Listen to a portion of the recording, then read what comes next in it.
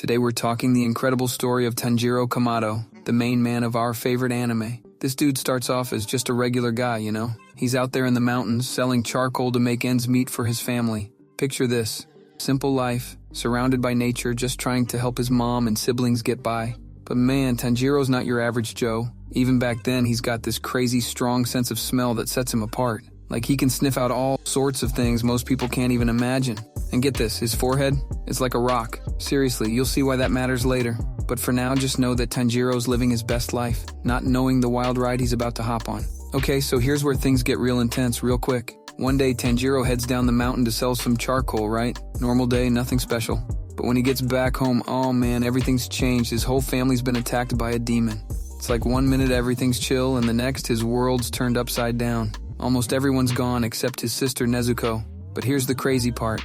She's been turned into a demon. Can you imagine? Your own sister, suddenly not human anymore. It's the kind of thing that would break most people, you know? But not our boy Tanjiro. Nah, this tragedy lights a fire in him. He's like, I'm gonna become a demon slayer and find a way to turn Nezuko back into a human. And just like that, his epic journey begins. It's wild how one horrible event can set someone on a path to becoming a total badass, right? Now let's talk about what makes Tanjiro such a unique demon slayer. First off, this dude's got a nose like you wouldn't believe. I'm not talking about just being able to smell what's for dinner from the other room. Nah, Tanjiro can smell emotions and tensions, and even tell when a demon's nearby.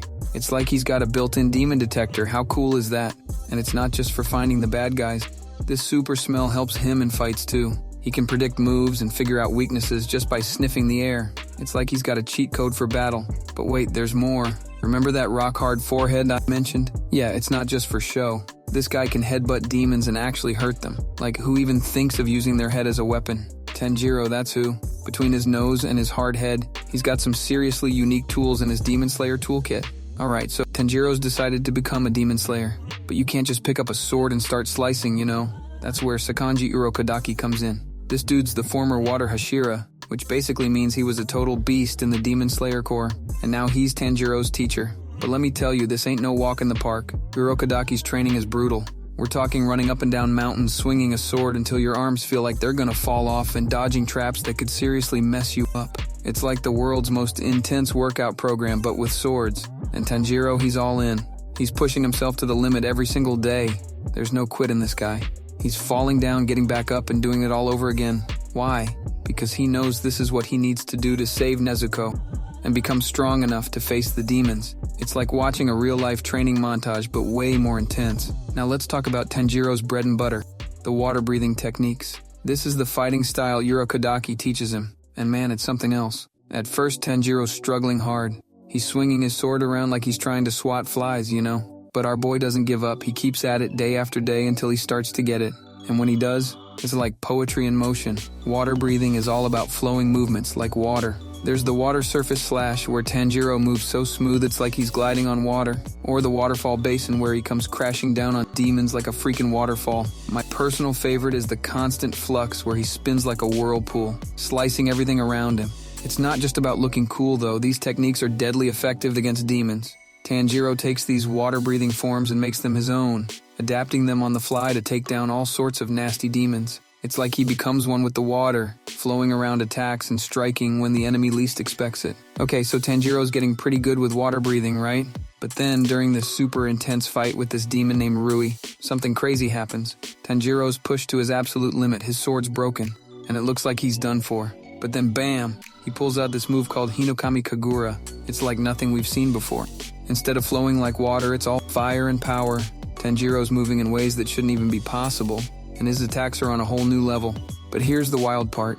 He has no idea where this came from. It's like his body just remembered something his mind forgot. Turns out this Hinokami Kagura is connected to his family's past. It's this secret technique passed down through generations, tied to this ritual dance his dad used to do. Can you imagine having this insane power inside you and not even knowing it?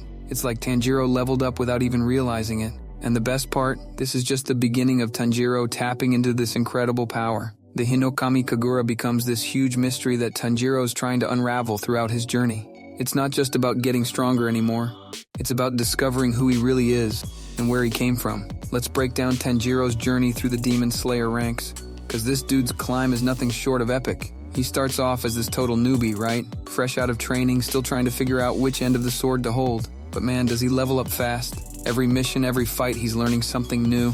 He goes from struggling against the weakest demons to taking down freaking lower moons. That's like going from the minor leagues to the big shots in record time. And it's not just about getting stronger physically. Tanjiro's developing this crazy battle sense too. He's figuring out demon abilities on the fly, coming up with strategies in the heat of the moment. Remember that train mission with Rengoku? That was a major turning point. Tanjiro's out there fighting an upper moon demon holding his own. Sure, he's not winning, but the fact that he's not dead is impressive as hell. And let's not forget about his rank advancements. This dude's blazing through the ranks faster than anyone thought possible. It's like watching a video game character power up in real time, except it's all hard work and determination. Tanjiro's journey isn't just about getting a fancy title. It's about becoming someone who can actually make a difference in this demon-infested world. Now let's talk about the fights that really define Tanjiro's journey, because these battles are where our boy truly shines. First up, we've got the showdown with Rui, that spider demon with the crazy threads. This fight is where Tanjiro first taps into the Hinokami Kagura, showing us all that he's got way more potential than we thought. Then there's the battle on the Mugen train against Enmu. Talk about a mind-bending fight. Tanjiro's not just fighting with his sword here, he's battling in the world of dreams, showing off his quick thinking and iron will. But the real game changer? That's the fight against Akaza, the Upper Moon 3. Holy crap, this battle is intense. Tanjiro's watching Rengoku, the flame Hashira, go all out, and he's right there in the thick of it. Even though he can't do much against Akaza, this fight lights a fire in Tanjiro. It shows him just how far he still has to go, but also gives him a glimpse of what he could become. Each of these battles pushes Tanjiro to his limits and beyond. He's not just getting stronger physically, he's growing as a person, learning to think on his feet, and developing that never-give-up attitude that makes him such a beast. These fights are like crucibles, forging Tanjiro into the demon slayer he's meant to be. Let's chat about Tanjiro's run-ins with the Hashira, because these encounters are game-changers for our boy. First off, we've got Giyu Tomioka, the water Hashira. This dude's the reason Tanjiro even gets a shot at becoming a demon slayer. He sees something special in Tanjiro and Nezuko, and he puts his neck on the line for them. That's huge, and it sets the tone for Tanjiro's whole journey. Then there's Shinobu Kocho, the insect Hashira. She's all smiles, but don't let that fool you. She's tough as nails and shows Tanjiro a different way of thinking about demons. But the Hashira who really leaves a mark? That's Kyojuro Rengoku, the flame Hashira. This guy's like the big brother Tanjiro never had. In that short time on the Mugen train, Rengoku teaches Tanjiro so much about what it means to be a Hashira, about having an unbreakable spirit. And when Rengoku goes out fighting Akaza, man, that hits Tanjiro hard, but it also fires him up like nothing else. Each Hashira Tanjiro meets shows him a different aspect of what it means to be a top-tier demon slayer. They challenge him, inspire him, and sometimes even knock him down a peg or two. But each encounter leaves Tanjiro stronger, more determined, and closer to becoming a Hashira himself. It's like he's collecting pieces of wisdom from each of them, building his own unique path to greatness. Now let's dive into the sun-breathing technique, because this is where things get really wild. Sun-breathing isn't just another style. It's the original breathing technique, the one all the others came from. And guess what? It's tied directly to Tanjiro's family history. How crazy is that? This technique is like the holy grail of demon slayer arts.